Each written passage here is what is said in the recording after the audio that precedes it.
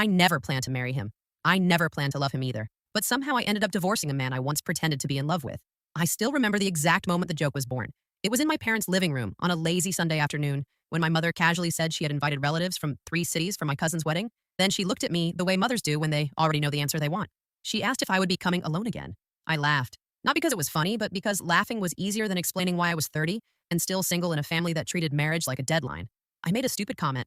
I said maybe I would bring someone, just to see her reaction. Her eyes lit up instantly. She started asking questions before I could breathe. That was when I texted him. He was my friend. Nothing complicated. We worked in the same building. We complained about work together. We shared coffee breaks and sarcasm. He was safe, familiar, predictable. I asked if he would pretend to be my boyfriend for one weekend, just one wedding. I promised good food and no emotional effort. He replied with a laughing emoji and said yes. That should have been the end of it. The first time we practiced holding hands, it felt awkward and forced. Our fingers touched like strangers on a bus. I joked about it. He joked back. We treated it like a rehearsal for a play neither of us cared about. We even made rules. No kissing, no getting too convincing, no future talk, just smiles and basic acting. The wedding came faster than expected. Families do that. They pull you into their chaos before you can escape. When we arrived together, everyone believed us immediately. That was the first crack. No one questioned it. No one doubted it. They saw what they wanted to see. My mother cried. His aunt hugged me like she already knew my soul. People called us perfect. I kept smiling until my cheeks hurt. He played his part so well it scared me a little. He remembered details. He held my hand when people stared. He defended me when relatives crossed lines.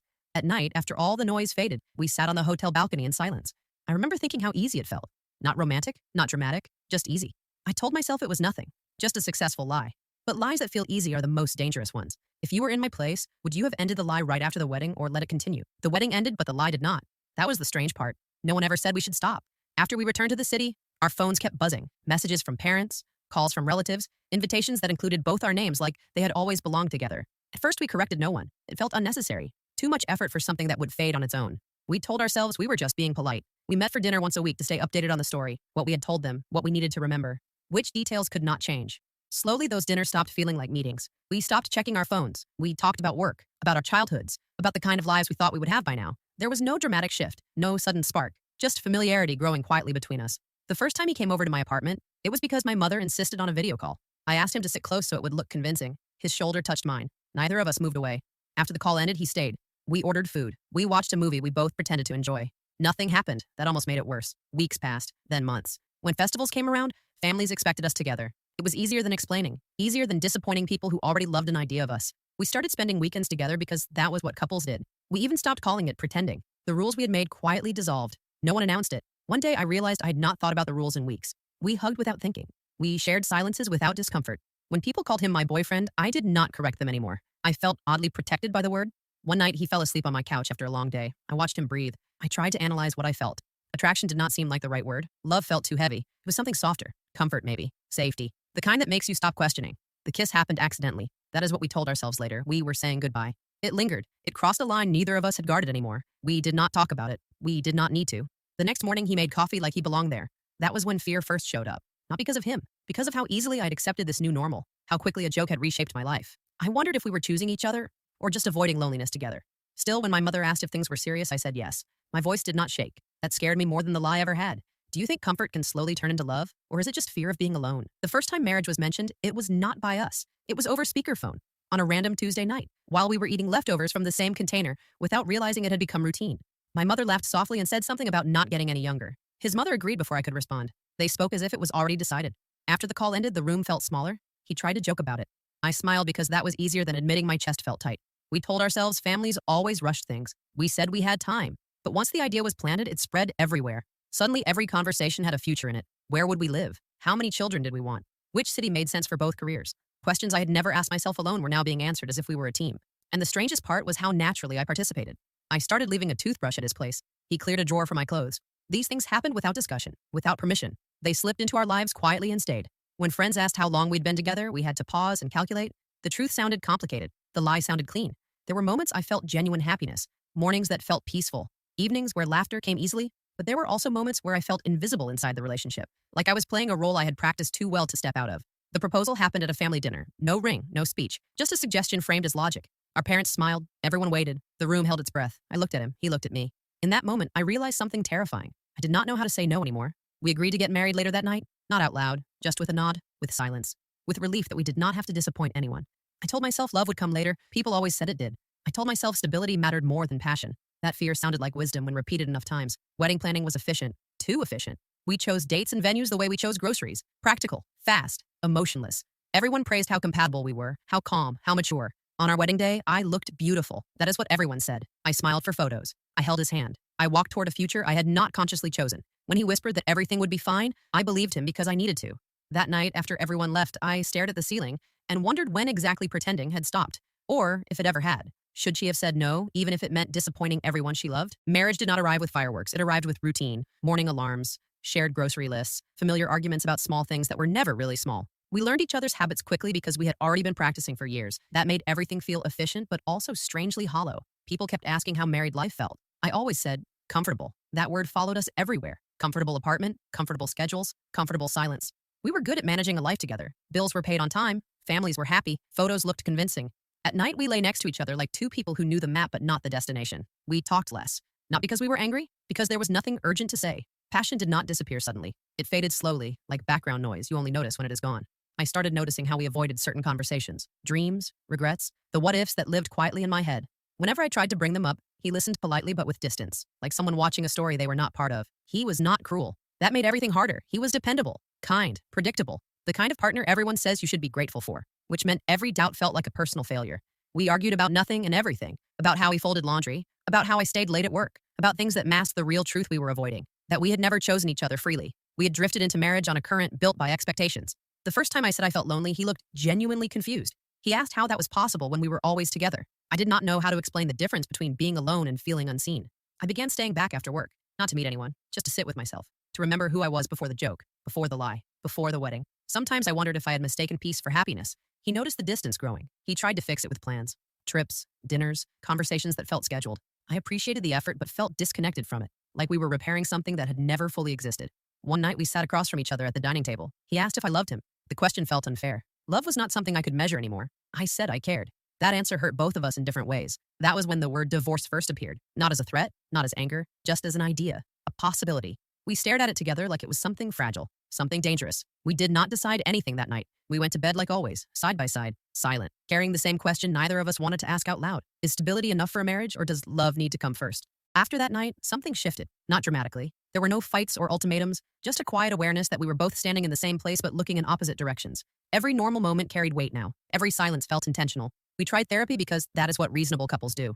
We sat on opposite ends of a couch while a stranger asked when we'd fallen in love. We exchanged a glance that said everything and nothing. I spoke first. I said it happened slowly. That was true in a way, just not the whole truth. The therapist asked why we got married. Neither of us answered immediately. He spoke about timing, about comfort, about how things felt right at the moment. I talked about family expectations, about how easy it was to say yes. The room grew heavy with things we had never said directly to each other. At home, we attempted honesty in small doses. I admitted I felt like I'd lost myself. He admitted he had never felt chosen. That hurt more than anything else. I had not realized how visible my hesitation had been, or how long he had been carrying it.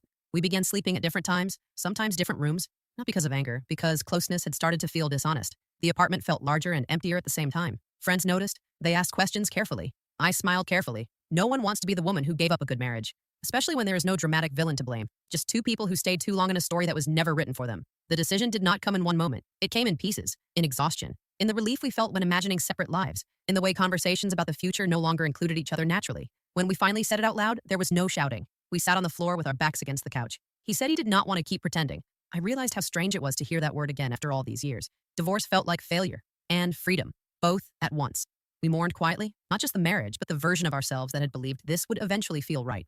Signing the papers was quick, professional, almost anticlimactic. 5 years reduced to a few signatures. When we walked out of the office, neither of us knew what to say, so we hugged. A long one. Familiar, final.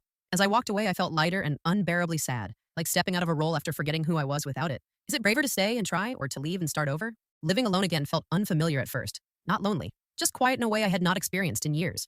I noticed sounds I had forgotten. The hum of the refrigerator, the city outside my window, my own breathing at night. It felt like meeting myself after a long absence. People reacted differently to the divorce. Some were kind, some were confused. A few were disappointed in ways they tried to hide. Everyone wanted a reason that made sense. I gave them something simple. We grew apart. That sentence carried enough truth to stop further questions. My parents struggled the most. They asked if we had tried hard enough, if love could not be learned. I did not have the energy to explain that love should not feel like an obligation, that staying had begun to cost me more than leaving ever could. I stopped pretending in other areas too.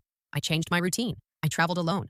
I took up space without checking if it made sense to someone else. There was guilt in that freedom, and relief. Both sat side by side. He and I spoke occasionally, not often, just enough to confirm we were both still human, still healing. There was no bitterness between us, only a shared understanding that we had been honest too late. One evening, I found old photos from the wedding. I expected regret. What I felt instead was tenderness. We had not been wrong people, just wrong timing, wrong reasons. We had loved the idea of safety more than the risk of choosing differently. The strangest part was realizing how much I had learned about myself, about the quiet ways people settle, about how easy it is to let life decide for you if you do not speak up early. I began dating again slowly, carefully. This time I asked harder questions. I paid attention to discomfort instead of explaining it away. I learned that love should feel chosen, not inherited from expectation. Sometimes I wondered what would have happened if I'd said no at that first wedding, if I'd let people be disappointed, if I trusted that being alone was better than being unsure. But those thoughts no longer hurt. They just existed. The lie had shaped me, but it did not define me anymore. I could finally tell my story without apologizing for it, and for the first time in a long time, the future felt open. Not planned, not approved, just mine. Do you believe some relationships exist only to teach us who we are? After the dust settled, the questions arrived, not from others, from myself. They came in quiet moments, while brushing my teeth, while waiting at traffic lights, while lying awake when sleep refused to come. They all sounded different but meant the same thing. Why did I let it go that far? I replayed the beginning often, the text message, the laugh, the harmless confidence that we were in control. I realized how much I had trusted momentum, how often I had mistaken movement for meaning. Things happened because I allowed them to. That truth was uncomfortable but necessary. There was anger too, not loud, not explosive. A soft anger at myself for choosing ease over honesty, for staying silent when my voice mattered most, for waiting until the cost became unbearable. I learned that regret does not always scream. Sometimes it whispers patiently until you are ready to listen. Friends tried to reassure me. They said it could have been worse. They said many marriages end the same way. Statistics and comfort phrases meant well but missed the point. This was not about comparison. It was about accountability, about understanding my role without punishing myself for it. I started writing things down, thoughts I had never said out loud, admissions that felt dangerous even on paper. I wrote about how being chosen mattered to me, how I needed desire, not convenience, how I never wanted to build a life on borrowed certainty again. There were days I missed him, not romantically. I missed the familiarity, the shared jokes, the way someone else knew where everything belonged. I allowed myself to miss those things without turning them into reasons to go back. Missing something does not mean it was right. Slowly, I stopped defining the story by how it ended. Divorce was not the headline anymore. It was just a chapter, one that explained a lot but did not explain everything. I was more than the woman who stayed too long. One afternoon, my mother asked if I regretted it all. I thought about it honestly, about the pain, about the years, about the lessons. I told her I regretted not trusting myself sooner, but not the journey itself. That answer surprised both of us. I realized that some experiences are not meant to last. They are meant to shape, to refine, to reveal patterns you did not know you followed. That marriage taught me the danger of silence, the cost of compliance, the importance of choice. I began to feel proud, not of the mistake, but of the ending, of the courage it took to stop pretending when everyone else was comfortable with the illusion. That mattered. Do you think regret can coexist with gratitude, or does one cancel the other? Something subtle changed after that. Not overnight, not dramatically, just a steady shift in how I showed up for my own life. I stopped asking for permission in invisible ways. I stopped explaining choices that felt right to me. The quiet confidence surprised even me. I redecorated my apartment slowly, not because it needed it, but because I wanted the space to feel intentional. Mine. I chose colors without compromise. I moved furniture until it felt right instead of practical. Every small decision felt like reclaiming a part of myself I had handed over without noticing. Work changed too. I spoke up more. I said no when deadlines were unreasonable. I applied for opportunities I would have dismissed before. It felt strange how much of my hesitation had been tied to the idea of being part of a unit, as if my ambition had been on pause, waiting for consensus. I noticed how often women are praised for being easy to be with, flexible, understanding. I had worn those labels proudly. Now I questioned them. Easy often meant silent. Understanding often meant absorbing discomfort quietly. I was tired of being admired for shrinking. Dating was different this time. I was honest early, about wanting depth, about needing curiosity, about not rushing comfort. Some people walked away. That hurt briefly, but it also felt clean. Rejection without confusion, clarity without guilt. One evening I ran into him unexpectedly. A cafe, a shared memory spot. We exchanged smiles that carried history but no longing. He looked well. So did I. We talked politely, warmly. When we said goodbye, there was no heaviness, just acknowledgement. That felt like closure. On the walk home, I realized something important. I was no longer measuring my life against the version I almost lived. I was present, fully. That felt like freedom. I stopped thinking of the fake relationship as a mistake. It was a mirror. It showed me how easily I adapted, how deeply I wanted approval, how much I needed to learn about boundaries. Lessons that would have found me another way, if not through him. The past stopped haunting me because I stopped resisting it. I let it be what it was, a path that led me here, stronger, quieter, more honest. I began to trust myself again, not blindly, but deliberately. I learned that intuition grows louder when you stop ignoring it. That discomfort is information, that love should not require erasing yourself. Some nights I sat by the window and imagined my future, not in details, just in feelings. I wanted joy, choice, mutual desire. I wanted a life that felt alive instead of arranged. For the first time, that future felt possible, not because I had a plan, but because I finally had myself. What was the moment in your life when you realized you had to choose yourself? It happened quietly. No dramatic entrance, no sweeping gestures, just a conversation that lasted longer than expected. We met through work, casually without intention. There was no story attached to him, no expectations. That alone felt unfamiliar. What stood out was how present he was. He asked questions and waited for the answers. He did not rush silences. He did not fill gaps to make things comfortable. He let moments breathe.